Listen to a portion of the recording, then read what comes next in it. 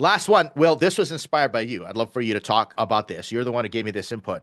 Once we close this round, everything will fall into place. And it boils down to believing funding is the solution for everything that's going on. Will, floor is yours. Tell us what's going on here. Funding lets you accelerate bad decisions. Funding is a phenomenal accelerant of bad decisions. Whereas when you don't have money, it forces you to wait and see if maybe you should make the decision, which, by the way, in many cases you should not. With a lot of funding, it allows you to make lots of bad decisions all at once. Now, that doesn't mean only bad decisions. Like, some of those turn out to be great decisions. But there is some value in having some friction between decisions. Now, some people might say, well, I'd like the funding and to just be diligent about how I make decisions. Yes, that's exactly the right answer. But the problem is, like, when something goes wrong and you have a bunch of cash in the bank, you can throw some cash at it, right? It could be an employee, it could be some sort of product problem, customer problem, etc. When in fact, you should have gone and fixed that problem. It's a huge issue. And in my mind, funding can accelerate some good decisions, but it tends to exacerbate more bad ones. You know where this really hurts, Will? It hurts investors because founders pitch to investors and they believe, okay, funding is a solution for the fact that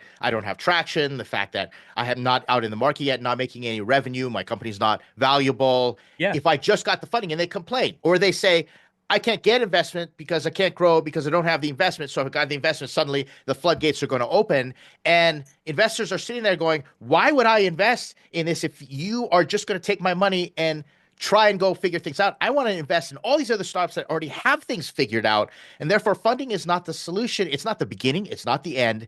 And go out and try and solve these problems on your own as much as possible, then go after funding. In 31 years, I've started 9 companies. 3 of those were venture-funded companies. 6 of those were bootstrapped companies. 98% of the value I've ever created in the world came from everything but the 3 companies that I had venture-funded, right? If you're going to tell me it has to have funding, I'm going to tell you I've seen a million instances. Go down your main street in whatever city you live in and look for a venture-funded company, right? What I'm saying is, there are a million businesses that got started without venture funding. And even numerically, VCs only write, it's a whole other level of capital. It's beyond angel investors. VCs only write 1,000 new checks per year. And it's been that way for a very long time.